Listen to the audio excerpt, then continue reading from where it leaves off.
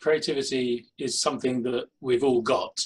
So it's not something we have to bring in from elsewhere. It's within us. And if you watch any child play, they're invariably creative. But I think our creativity gets covered up a bit through the education system that most of us go through, some of the experiences that we have. So coaching and improvisation workshops and other routes can bring that creativity back, uncover it, unlock it, give us access to it, largely by being playful.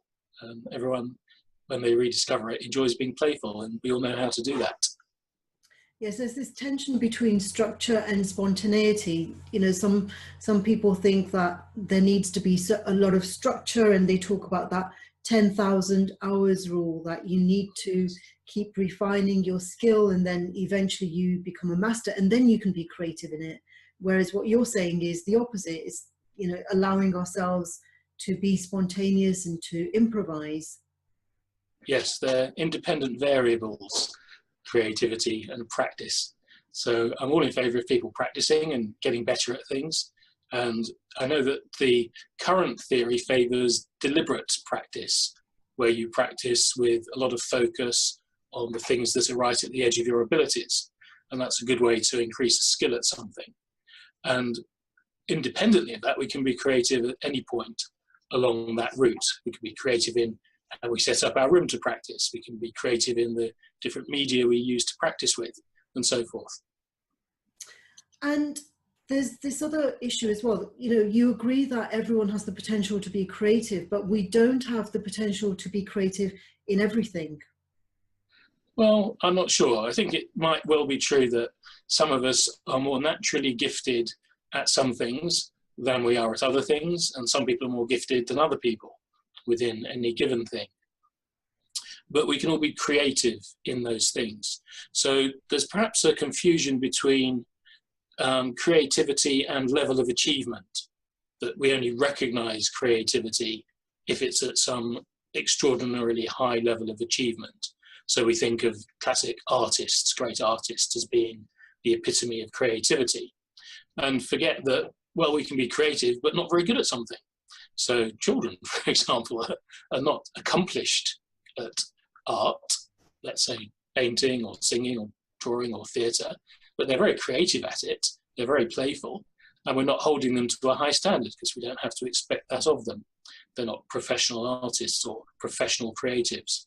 So if we think of creativity as belonging to all of us and something that can be exemplified at any level of achievement, then it opens the door for us to all try whatever we want to try, find what we're good at, find what we want to practice at, and realise more of our own potential. Value is for that family in that child's drawing.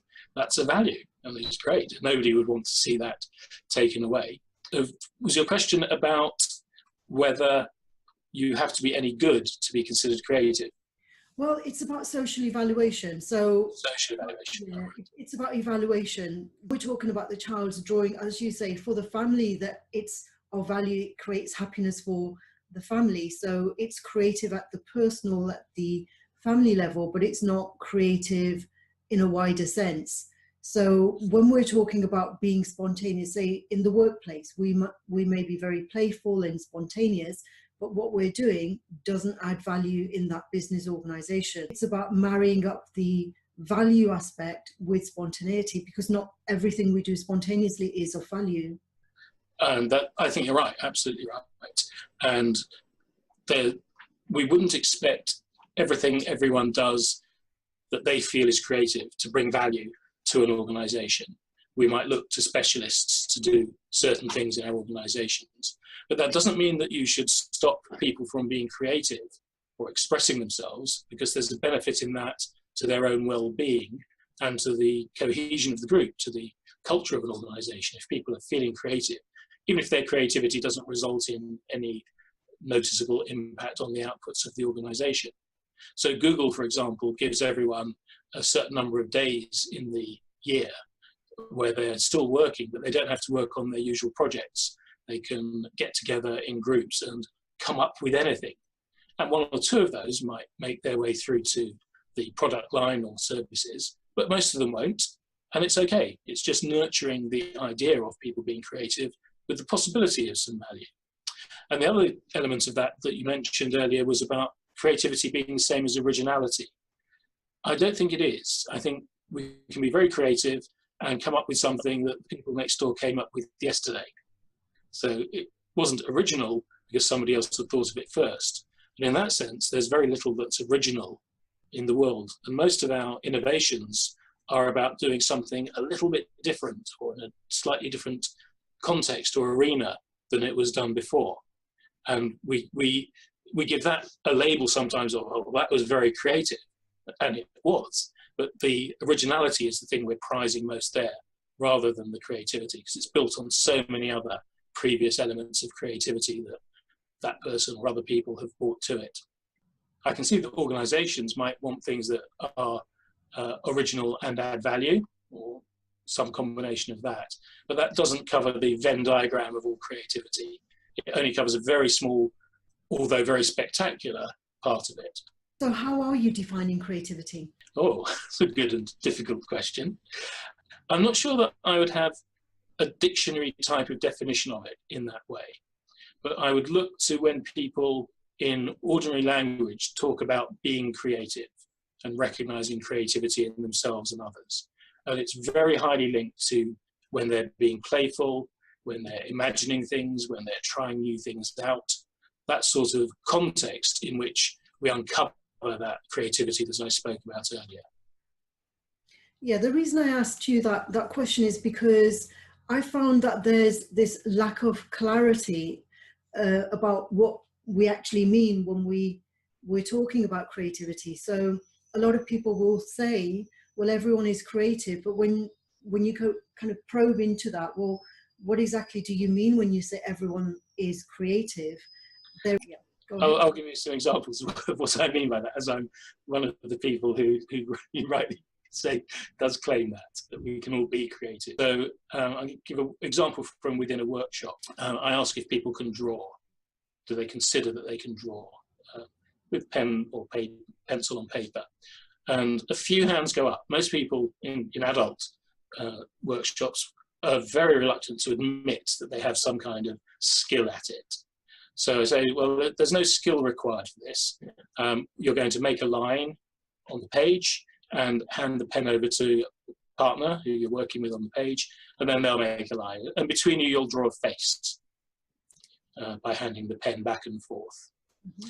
And they do this, and everyone is capable of drawing a line. And the end result is a picture of a face. And you could screen it for skill level, but we don't do that. We just say, is this a new creation? And in every case it is. It's never been made like that before. There's infinite possibilities of how a face can be drawn. And people have demonstrated to themselves that they are creative. They've created something new. So creativity must be something to do with that, and not something particularly to do with how well they do it, or to what extent an art critic would rate it as being a good drawing.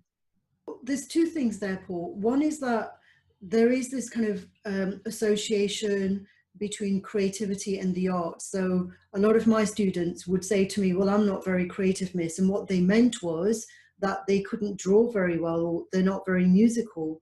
And for me, my starting point in doing this research into creativity was to dispel that myth that creativity is not just about being artistic. It's not just about being musical. Or the second point is that a lot of people would argue that a drawing that has no value is not creative.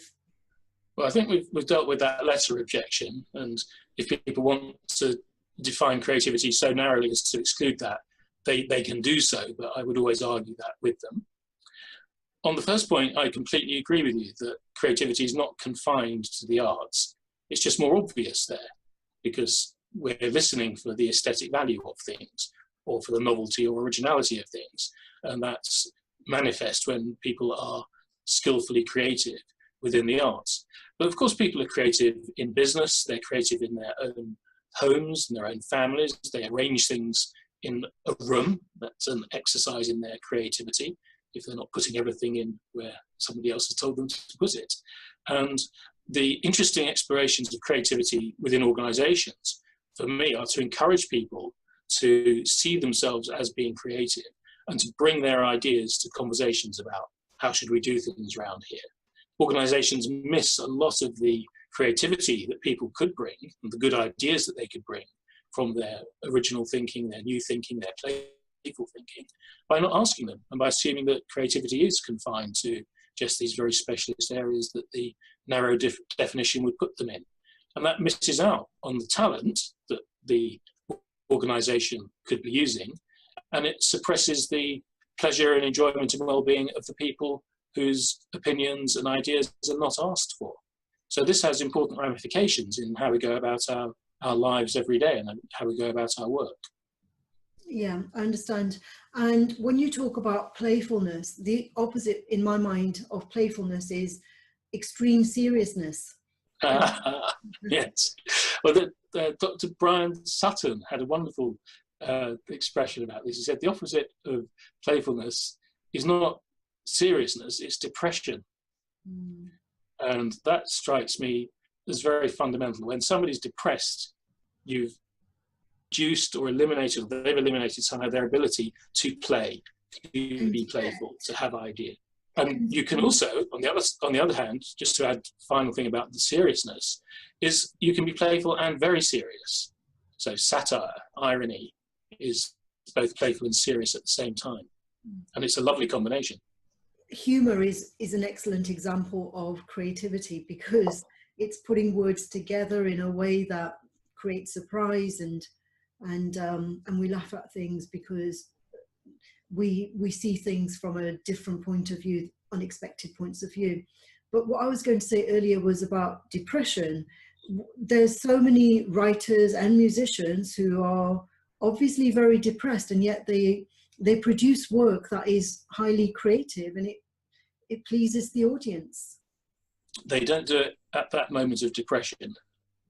Was it Byron who said poetry is emotion recalled in tranquility? So they have the emotional experience, but the creative act of writing about it, making the poem or the other piece of art, is done not while you're in the depths of depression. In the depths of depression, you can't do anything. You are stuck, as we know from our experiences in the world of therapy. People are stuck. They don't know what to do next. They can't go on, or they've minimized their ability to go on. And that's not a creative state. I see. I'd never seen it that way, because I was thinking about, you know, highly depressed people like Virginia Woolf, for example, and Ernest Hemingway. You know, for me, their works are classics, and yet, you know, it led to tragedies. They did, and I'm not disputing that at all. But depression is not over a number of years of an artist being depressed, isn't a steady state. There'll be ups and downs, and in the downs they won't move or write. In the ups, they'll be aware of the depression, how it was, and can recall it. And at that point, they'll do the creative act. Now, I have to say that's just a theory, and you'd have to test that empirically by watching someone who's allegedly depressed and allegedly a creative artist. I would think it holds broadly true across the range, if my understanding of these things is anywhere near accurate. The important things are to recognise that we all improvise. We're making up this conversation right now. It's not scripted. So most of the time, most of us are improvisers, but we don't have a vocabulary for it or appreciate ourselves or each other enough for that. So if we were to do that, we could build our confidence in being improvisers and in being creative, in coming up with new responses, even to small little things along the way during each day. We're being creative in how we deal with them. And we can give ourselves credit for that and notice when we do that and allow ourselves to appreciate that skill so that we can build it.